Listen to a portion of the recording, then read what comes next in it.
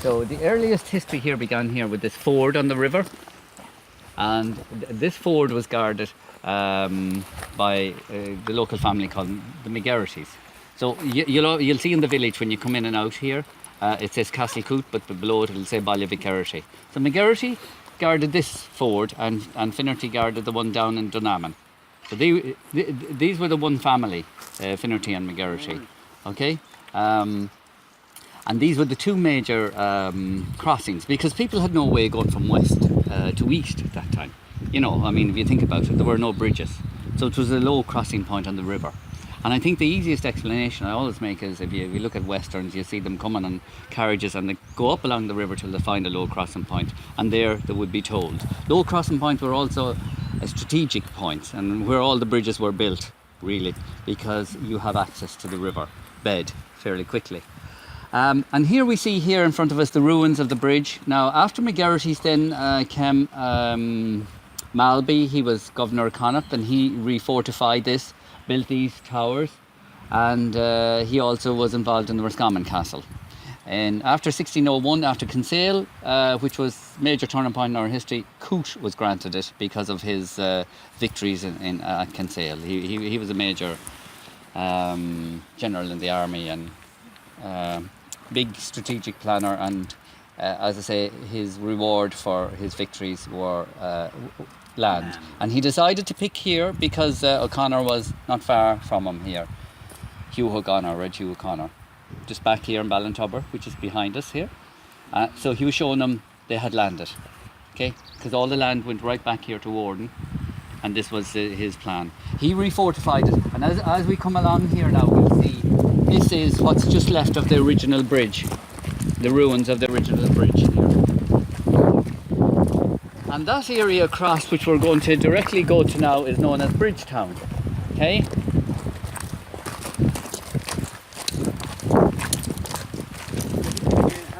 you have any idea of the date of the foundation of that kind of bridge and building? Around the 1600s.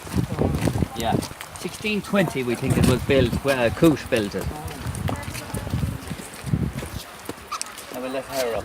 Come on. All right. 1620. Yeah, let her up. No, let her up. Just keep over here, let her. Yeah. Go straight up. Can you just let her out there? Yeah. Okay, good. My toes.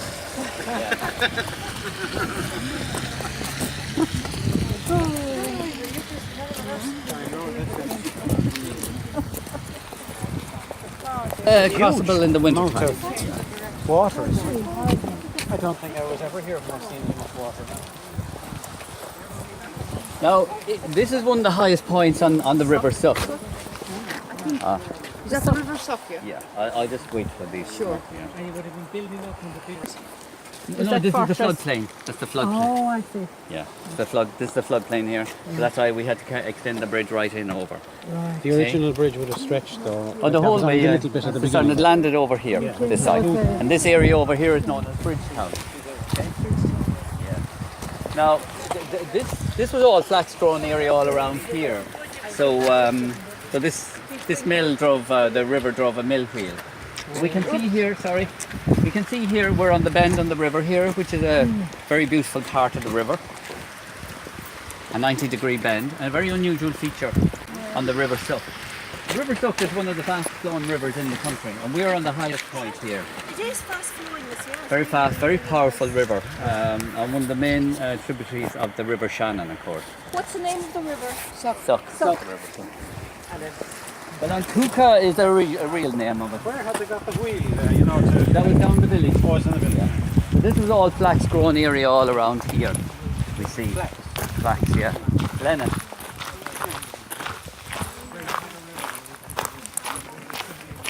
As here, you can see one of the towers. This was one of 4 towers.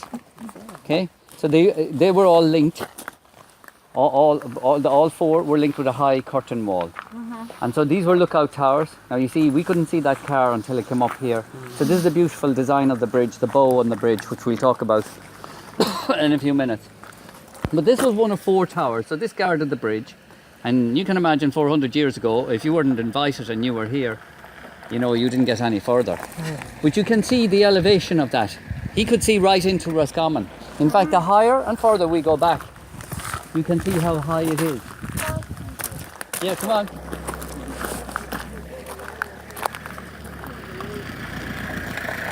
See you. Thanks very much again.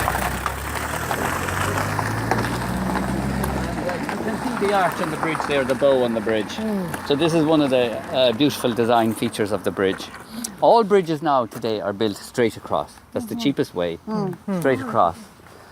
So this has a bow on it, and that requires that the steel be rolled, and which is a very complex process, because it has to be curved over it was 64 meters in this, and so it had to be exactly right. The only other bridge you'll see like this, probably near it on a smaller scale, is the Hickney Bridge in Dublin. Oh yeah, yes, there is similarity, you can see. No, Hickney Bridge. in Dublin, yeah, that's probably the only other. Would you say it's less expensive?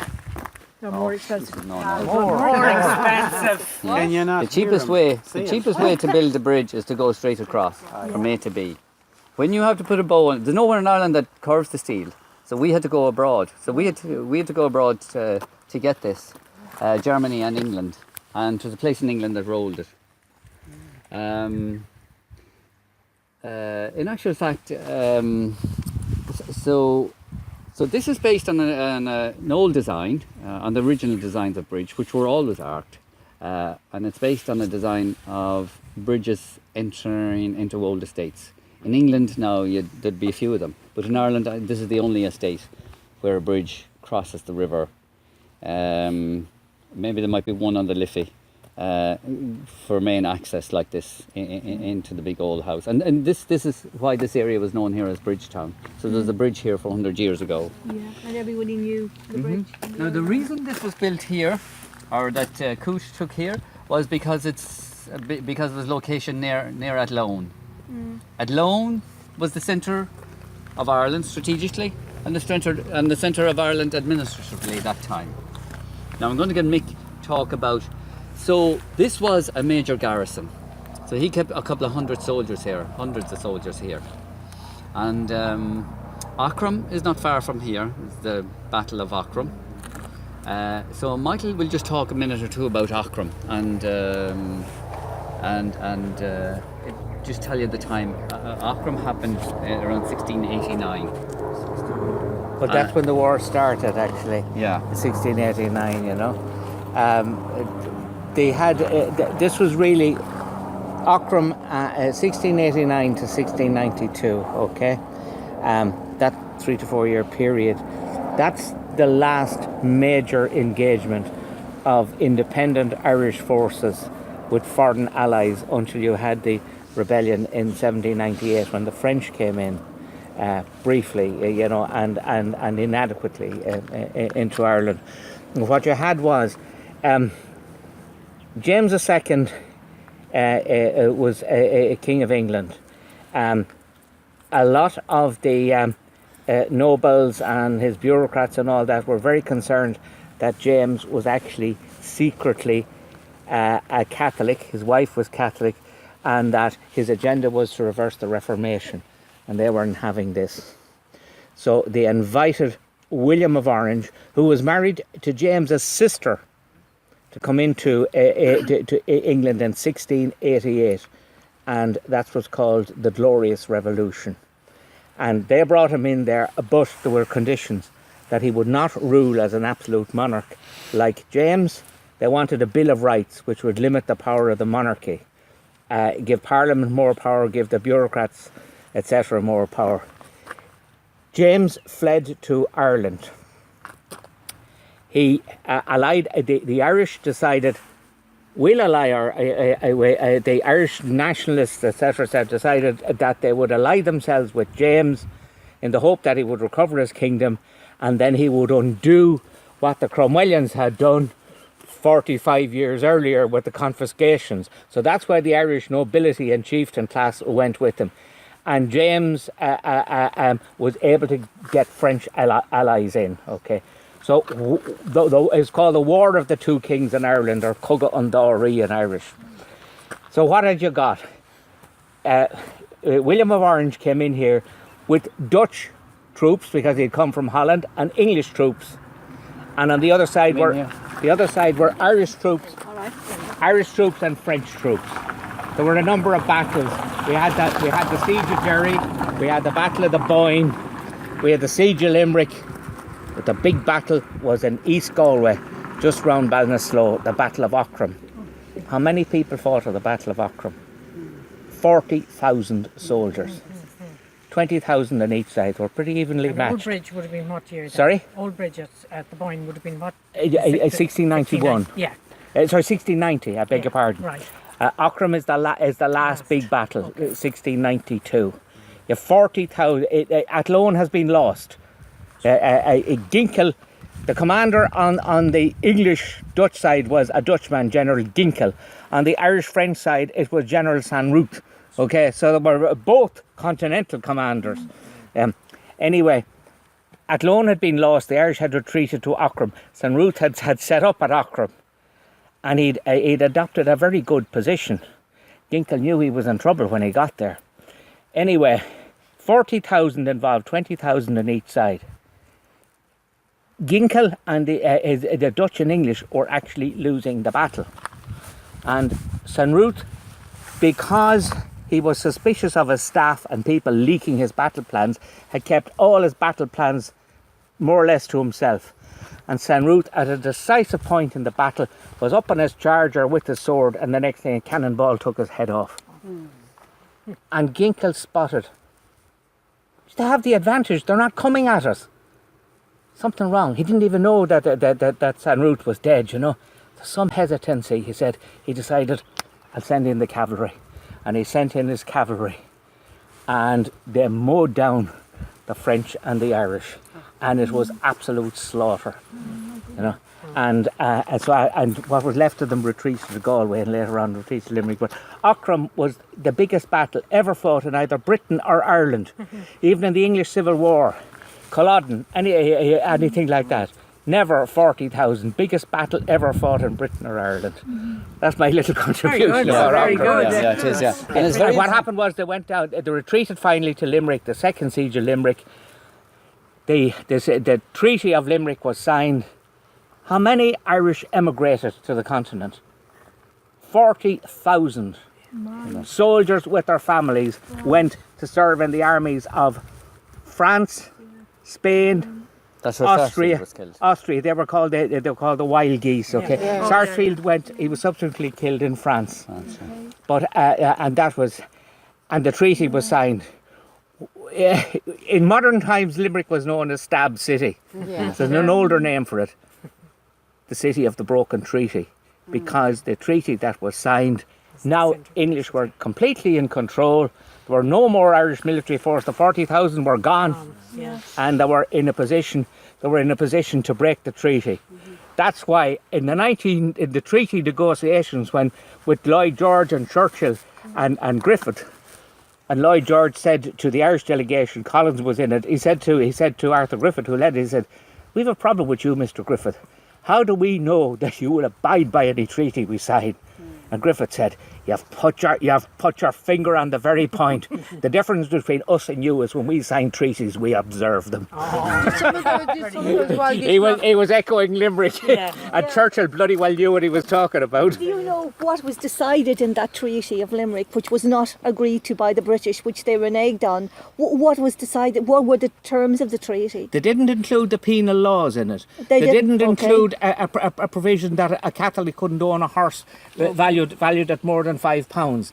They didn't include a provision that a Catholic couldn't hold a long leasehold. They didn't include a provision that if one member of a Catholic family converted to Protestantism, the entire estate would fall to him. Okay. I see what you mean. They didn't include the penal laws. They undid the Irish system. It's just a basic treaty of peace and accommodation. I'll just tell you just one little bit more. The thing called the Irish Statute of Frauds, which was acted in 1695, that was the act that said that all sales of land had to be evidenced in writing. But the preamble to it, the old preamble, you won't find it in the modern thing, says, it says, a statute for the prevention of frauds in Ireland, fraudulent conveyances, secret marriage settlements, fraudulent marriage settlements, secret trusts, a fraudulent trust. It goes on like this. Most notably practised in the Kingdom of Ireland latterly by papists to the great detriment of the Protestant interest therein. Okay, and we do it Sorry. back again. Yeah, well done. Some of those wild So just to, yeah, no, they went to everywhere. Europe, everywhere, yeah. They're went still in everywhere. Europe. You can see them there and then in the city. everywhere. No, just to finish here on this bridge. Australia. Hold on. Do you know why? Why? Too far. Captain Cook hadn't found Australia. We didn't know it was there. Anyway, just to finish here on the bridge. Sorry, I hope I didn't monopolise no, things no, there, no. Kevin. Well, I'll just go ahead without them. Yeah, we'll go ahead. It was blown up during the start of the Williamite Wars, okay? Because they were afraid, Sarsfield was afraid that he would be flanked from the rear in Akram. So that's why this bridge that you see the ruins of was blown up. And so this has been shut down for the last 400 years. So this is the first time this is opened in 400 years. in all of 400 years, 16. When did you open this bridge? Well, we haven't officially opened it yet, right? So we. Kevin, when there was no bridge, how did the people access the castle? The other way. The other way, The other way, behind, yeah. by land. Yeah. So you can see now the lovely bow on the bridge here, how it adds to it. Yeah. And your pillars are 3 times the price it would be. 3 times the Yeah, price. yeah. When this bridge got permission, you see, loads of people watch these things that get permission, and they see all the steel involved. And some fella rang me from Portlaoise, and he says, "I'll supply you the steel for that, or a third of the price if you just go straight across." Because no one can put the bow on and put the lever on it, you know. So. and your pillars are kind of missing the top.